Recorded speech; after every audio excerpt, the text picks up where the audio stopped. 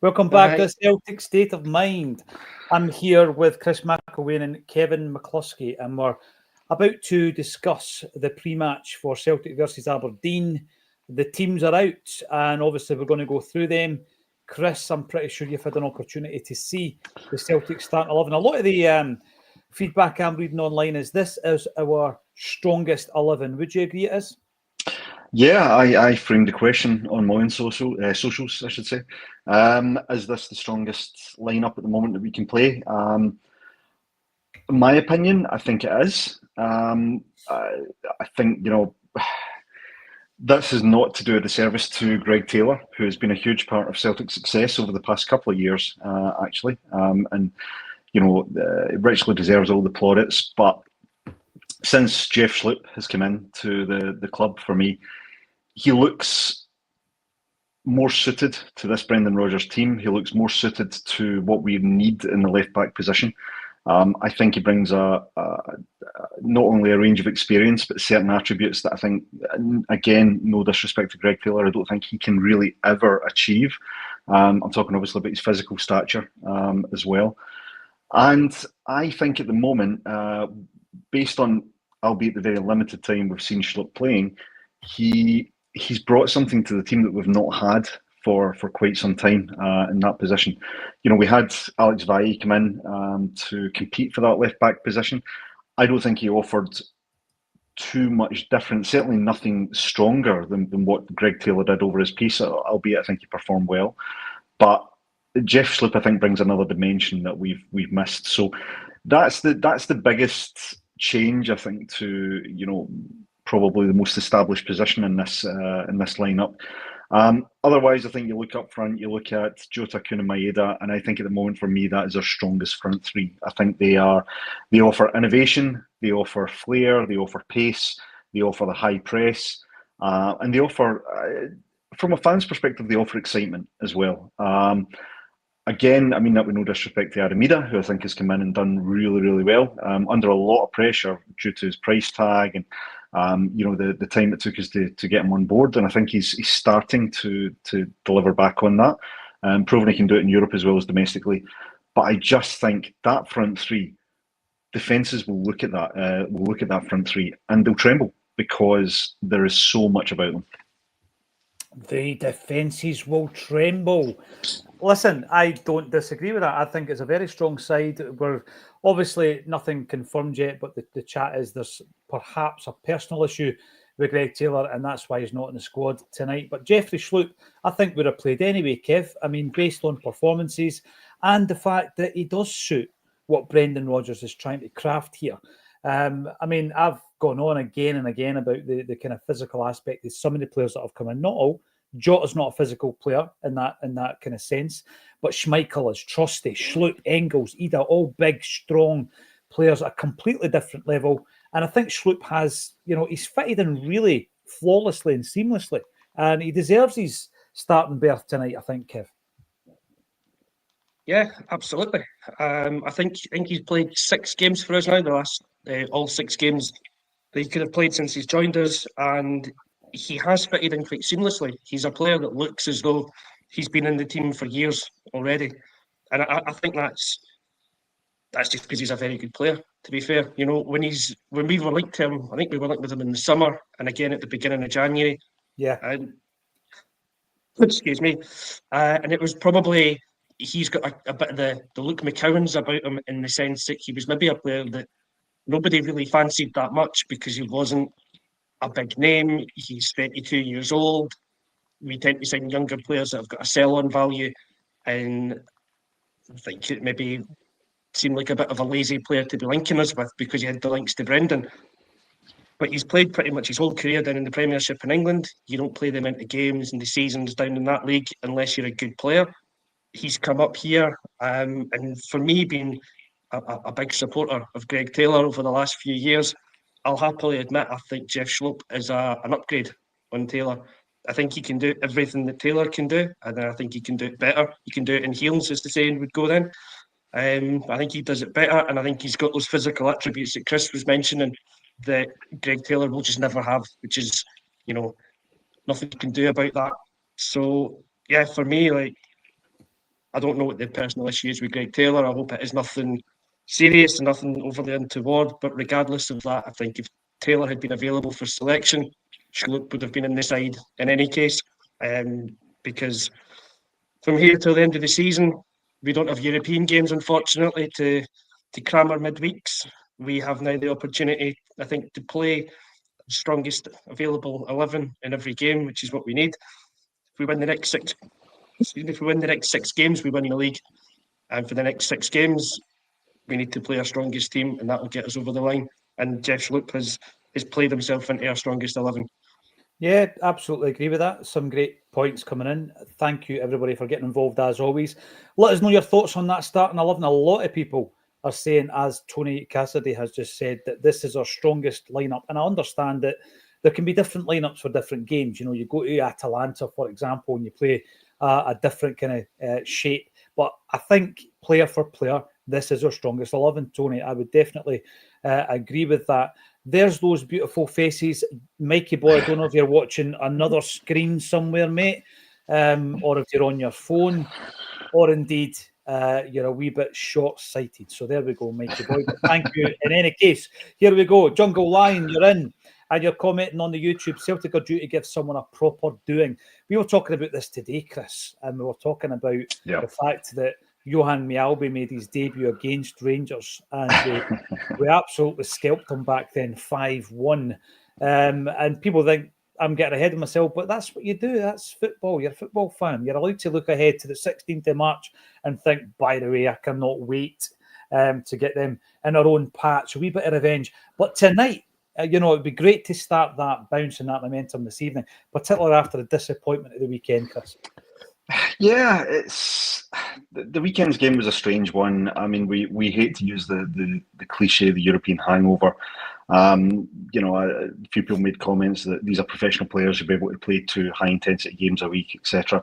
But we're just certainly the first half and for parts of the second half, we just went on it against Hibs at all. And you know, the decision has been spoken about to death, and you know, I made my thoughts clear on it as well. It's done now. I think we, you know, to coin Brendan Rodgers, we go into the next game, you know. So yeah, I mean, on paper and you know, throughout large parts of the season, this team should have more than enough about them to see off Aberdeen tonight. I know Aberdeen had a great start to the season. They've obviously tailed off, which is a bit unfortunate, but they had a great start to the campaign. But you know, with the addition of Schlupp, with Jota coming back, with the form Maeda's been on, for example, and the level he's taken his game to, other players like Alistair Johnston raising their game this season. You know, a decent settled midfield at the moment. Cal Mack starting to, you know, have a bit of a purple patch just now as well. You know, Hatate playing a high press and actually getting much more involved in games. And Nick Kuhn doing what Nick Kuhn does, which is score worldies. You know, you'd think that once it clicks, and it should click again soon, somebody will be on the end of a real big scoreline. And you hope it. I mean, you hope it's every game, but I would hope it's tonight. What I'd like to see though is more discipline right from the off tonight from Celtic. You know, no silly mistakes. Do the basics well. Get the fundamentals right. And get those, you know, flair players that we spoke about, the Jotas, the Nick Kuhns, the Maedas, get them onto the ball, go direct, and show some of that ability that we've seen this season, you know, and hopefully, you know, send the fans home with a 4 or 5 or 6-0 potentially. Listen, Chris, we beat them 6-0 earlier this season. It can be done. We did. I remember back in the day, fantasy football, I'm not sure if you ever watched it, Kevin. It was a bit before its time, ahead of the curve, as they say, and a little bit racist at times as well, unfortunately. But there was one thing that happened in that show. What was that, sorry? A little behind the curve in that respect. Behind the curve, absolutely, in that respect. Yes, Jason Lee. We'll never forgive them. But one thing they picked up on, and I'm not having a dig here, Chris, right? So please don't drop out of the broadcast, is they were talking about how there's a football language that only exists when you're talking about football. And the thing that they were talking about is there is only one Kuhn, there's only one Jota, and there's only one Maeda. But for some reason, footballers, football fans and pundits, they start saying the Kuhns and the Maedas. There's only one of them. So there's no two, but we all do it, Chris. I just thought, you know what, I'm going to throw that wee grenade in there. I'm feeling a bit mysterious. chucked me under the bus. That's revenge for last week. You chucked me under the bus. I did chuck you under the bus. I'm going to chuck you and Boy Martin under the bus now. Let's be honest, Taylor at left back was our weakness in defence, but now we have made it our strength with Schlupp, right? So his finger has schlupped, and I think you mean Schlupp. But yes, he is a strength, and we were talking earlier on, Kev, about his adaptability, and having a player like him in your team, it's like having Willie Faulkner. You know, he can play centre half, he can play centre forward, but a much better version. I said that because I know you watched Willie Faulkner and you sang the song. That's why I'm saying it. You are Willie Faulkner. Absolutely, yes. That's the one. Oh God, I remember those days. They happened. The Hampden season. Oh yeah, aye, they definitely did. Lived through them. Got the scars to prove it. I don't think I would ever describe Jeffrey Schlupp as a Willie Faulkner type player. Come on. Just run with it. That's up there with me saying Haksabanovic had a bit of the Berbatovs about him. Oh, so I'll throw myself under the bus. Yeah, I'll clip that at some stage, Kev. That you definitely did say that. Not one of your best moments. All in context, Paul. All in context. Absolutely, mate. But we were talking about the adaptability, Schlupp, just in case we were. I was going to say, as much as it's maybe not the analogy of the player I would have used on that one, it's probably pretty fair because when Willie Faulkner came in, we were devoid of options all over the park. I don't know that Big Willie improved anything anywhere for us, but Schlupp has that adaptability. You're right. He can definitely play left back. He can play midfield. I think he's proven that he can play at left wing as well if needs be. So he's three players in one. And if we're still doing the inverted fullback from the left back position more so, then I think that player has to be comfortable in the ball and capable of coming in and playing the midfield. I'm getting distracted by some of these comments that are coming in. Listen, we're getting compliments, Kev. I'm taking compliments. Tonight. I know, this is... Just keep them coming. Yeah. Doesn't happen very often. Get the top off him. Aye. So, I don't know. Look, he is adaptable. He is versatile. We need that with the way that we play the game. He's a good sign, and I can guarantee he will already have done more for the club than Willie Faulkner did in the couple of years that he was with us. Apart from giving us a great song. He did give us a great song. He scored a great goal against Motherwell one day at Hampden Park. Look it up. I think it was one each. Scored from about 40 yards. It was probably only 20, but you know how mind plays tricks on you. The thing with Willie Faulkner, interestingly enough, if memory serves me, we signed him from Sheffield United, and it was 350 grand. And Lou McCarry pushed that deal, right, without the say-so of the board. This is really strange to imagine that, right? But it did happen back in the day. And John Hughes, the second, spoke about Tommy Burns doing the same. The board didn't want to buy John Hughes. Tommy Burns made the bid, and it was the ball was rolling, and it happened. And the same thing happened with Lou McCarry and Willie Faulkner. It was a two-part deal where we paid 175 up front, and then we were to pay the other half. We couldn't pay the other half. And the fact that we couldn't pay the other half to Sheffield United really sped up the process of the bank demanding money. Look it up, Willie Faulkner. We should remember Willie, not quite saying that we should have a statue of him, but he was part of the process of Celtic's old board being ousted. Now, here we go. It's Sean Gray. You're commenting on the YouTube. I don't often catch you guys live, so I wanted to shout out Liam's Acsom blogs. Thank you, Sean. Love reading them. He's a great writer. Liam's a brilliant writer. And he's got a ton of phrase, and he's got a wee bit of a sense of humour, and it flows really, really well. Looking forward to us bouncing back, fighting tonight like Rocky Balboa. Kevin McCluskey, you've done a lot of the blogging on the Acsom blog. It's been a very long time coming because blogging is a very time-consuming process. But we now have the platform, and the link is underneath the video. Liam is doing a grand job of growing that blog. We're going to be reading through the rest of this starting 11. Scott Mason, hail, hail, all Schlupp is getting auditioned weekly, hopefully for a full transfer. Spoke about this on the 12:30. Yay or nay, do you buy him in the summer? I'm going to ask you first, Chris. On current evidence, I would say yes. I think the trepidation about signing players the wrong side of 30, and as someone the significantly wrong side of 40, it feels terrible saying that, but from a footballer's terms, the wrong side of 30, I think was largely put to bed by Aaron Moy when we brought him in. Came in and done a really, really good job for us. Under, not what you call the greatest expectations, but he came in and provided assurance, provided experience, a cool head when it was needed. And I'm seeing similar with Schlupp. He's come in, but he actually looks a real physical specimen as well. Strong, good in the air, decent pace, good energy levels, not seeing the legs go quite yet, so he looks a player for me that could come in and actually really do a good job over a couple of seasons. Undoubtedly he'll have that one game at some point where we think, oh no, God, he's a real stinker. Look, that happens to every player. So I think we do have to show a degree of patience as well. He is very, very early into his Celtic career. But a couple of things that I really like about him. Kevin mentioned there, he's came in and he's not looked at a place. He's adapted really, really quickly to the club, to the style of play. Played well domestically, did well in Europe. I like the fact that he looks like he is a really adaptable player in terms of his position.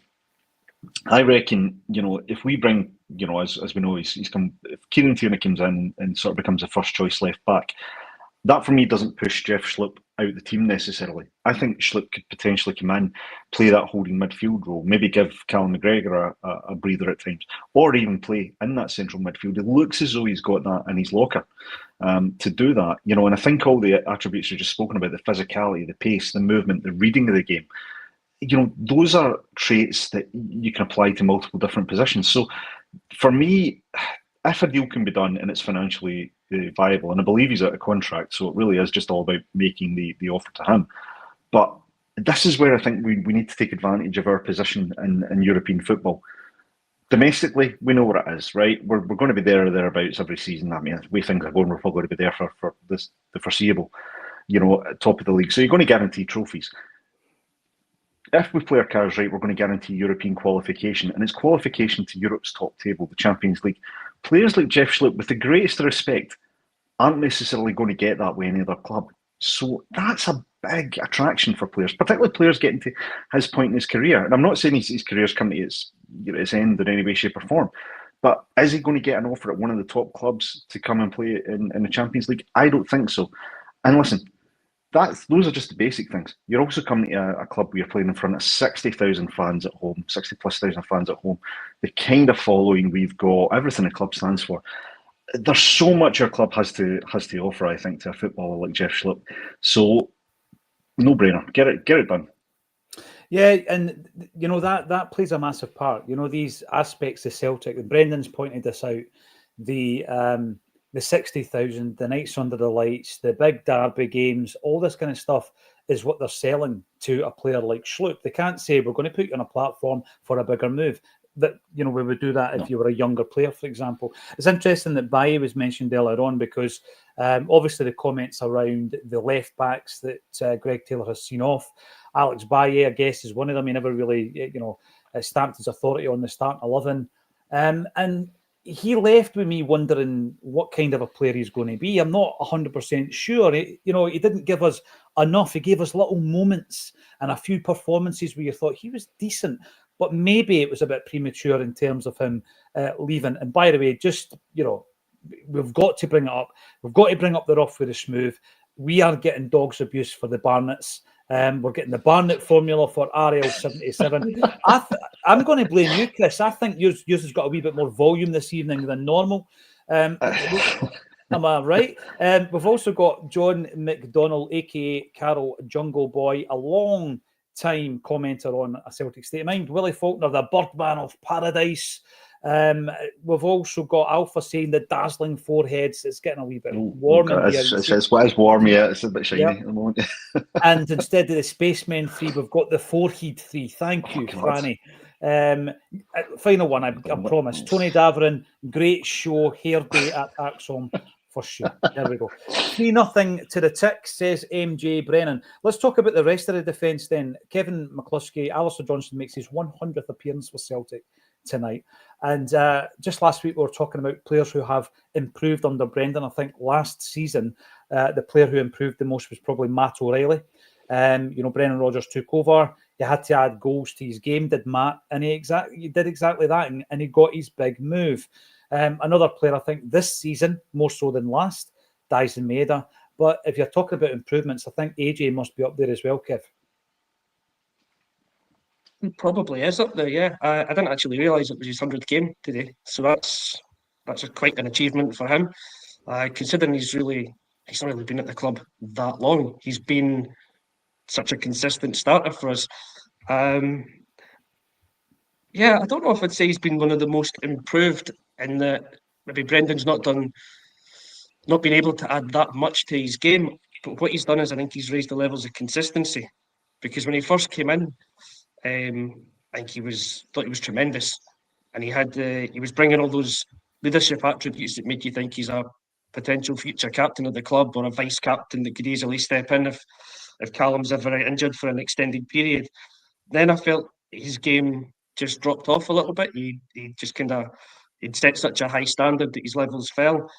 So to be fair, I don't know if it's much of what Brendan's done about his game or if it's just something that Alistair Johnston's done himself, but his performance levels definitely have, I think, improved again this season. They've gone back to the levels that they were at when he first joined us, and that's probably like the minimum they've gone back to. They've probably exceeded that because there's been some games, and the game in Munich, to kind of recency bias into it, the game against at Munich, he was phenomenal.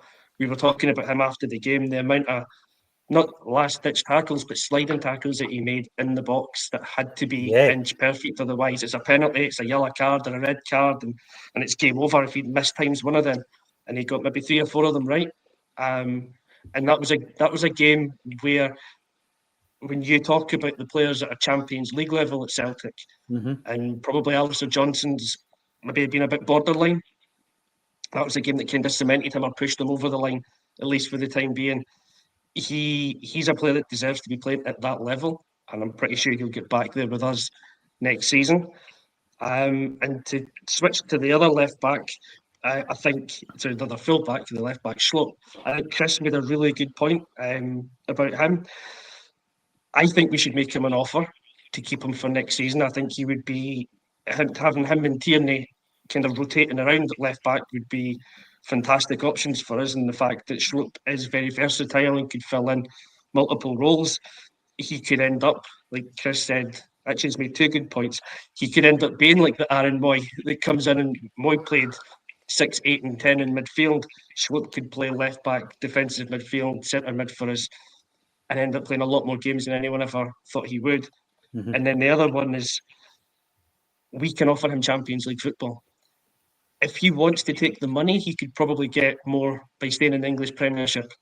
But he'll play for a mid-level team, he'll play for another Crystal Palace, and basically he will achieve nothing for the rest of his career. He's not getting Champions League football if he stays in England.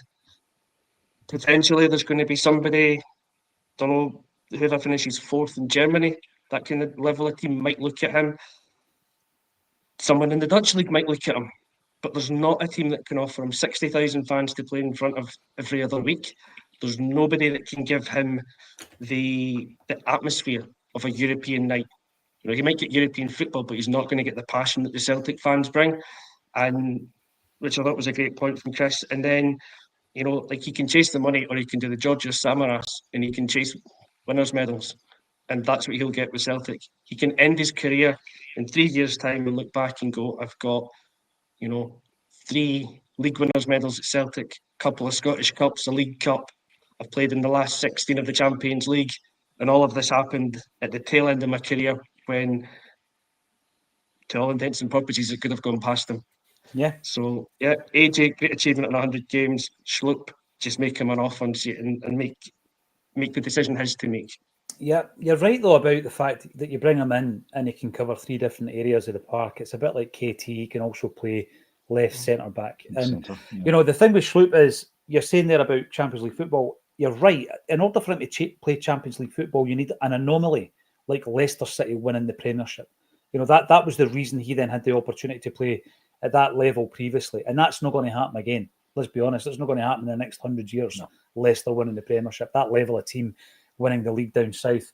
We've got Celtic followers. Schlupp's defensive side is excellent, and at his age, we could easily get 2 or 3 years out of him.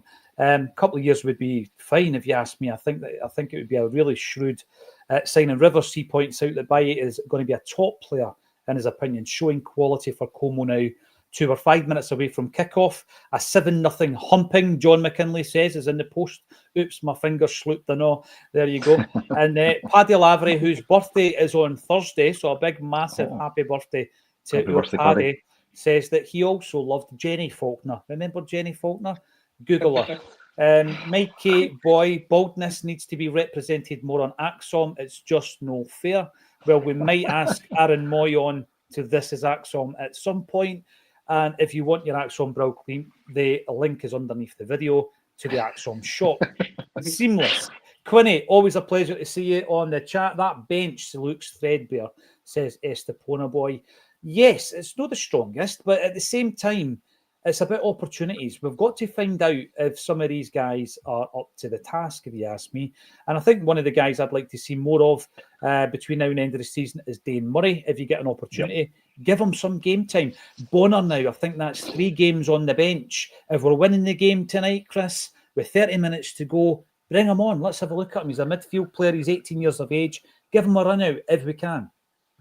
Yeah, well, that's the advantage of playing your strongest lineup right for the start. You know, you're hoping that by the thing gets to about the game gets to about the 60th minute, you've got that opportunity to start looking at some of these options on the bench. Now, you know, the worst thing you can do is upset the balance of the team. But you know, you're looking at guys like Murray, thinking, okay, done pretty well in the fleeting appearances. Okay, the European one aside, but the league appearances, fleeting appearances he's had, he's done pretty well. He comes highly rated.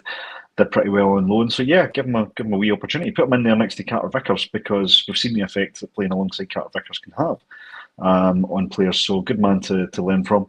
I'd like to see a few of the players get game time. Maybe it's something we'll see if we do get the league wrapped up, you know, as early as possible this season. We're in a good position to do it, and then maybe we'll start to see some of these players getting more game time. But as you say, if we can get well ahead in the game, get to a position of comfort, get the chance to rest a few of our players, protect them for the next game, and you know, bring in some of the young guys. And I think Murray is one.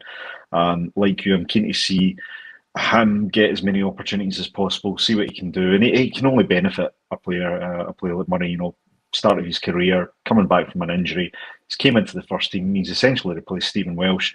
So you know, give him the opportunity and see if he takes it. Yeah, and our very own Brian Degnan has been shouting for Murray to play for Dane Murray CSC, is it? CSC, he set it up. Yeah, he's the bus driver. And that was 3 years he's been going on about it. Aero, Schlupp looked so calm and composed against Bayern. Talking about composure, right? Alistair Johnston, when he's being interviewed after a game, there's a real composure about him. He comes across brilliantly, like such a likeable guy. And then you see him on the park and he's a monster. I love that about him. The 2 sides of Alistair Johnston. Paul, I mean, you'd go to battle with Alistair Johnston beside you, no doubt whatsoever. If you're in that tunnel 100%. And you're looking at a team like Bayern Munich, all you need to do is look at guys like Alistair Johnston. He'll fill you with a bit of confidence. Paul Maguire, Celtic have asked the SFA to explain the decision. Yes, they have. And we will be following that story as it happens. And on the X, it's going to be his last big contract. It will be money over medals, I think. John Boy is, of course, talking about Schlupp. We have Barry O'Sullivan saying it's going to be 4-0 tonight. Kevin McCluskey, I'm going to ask your verdict. Give us a prediction. I'm going to go 3-0. I think Aberdeen had a great start to the season, but it was always going to peter out. If you follow XG, I think they were, of those first 13 games or whatever, when they were unbeaten, they actually lost half of those games on XG. So they were always going to regress. They've done that. They've picked up a little bit in the last few games, but I just think we'll be too strong for them. So I'm pretty confident. They've also got an ex-Ferencváros player at the back, Mats Knoster, who, from my memory and experience of watching him, was decent on the ball, but usually had a tendency to make a mistake. So I'm hoping that Maida can press him early from the start and force that other mistake from him. Maida's been in great form, so you'd trust him in front of goal. So, yeah, confident, 3-0 Celtic. 3-0 Celtic. I think we need to look out for Shinnie and Nielsen in the midfield. They are the dirtiest pairing in the Scottish Premiership. Chris, we're looking for a prediction from you, my friend. Yeah, I hope we got off to a good start. Certainly, don't lose any silly goals. But probably the only time I'm ever going to be associated with anything conservative in my life, I'll go with a conservative 3-0. But I would like us to, as a lot of the commenters have said, have a real good statement win. So I say 3-0, but I'll say that's my half-time prediction. If we get 3-0, we might get 6 by full time. Brilliant! I'd love to see it. I've gone for a confident 3-0. And you're going for a conservative 3-0. Yeah. Actually, when you hear it said back, the word conservative, and I just never use it again to describe yourself. Go and enjoy the first half, ladies and gents. We'll be back at half time on A Celtic State of Mind.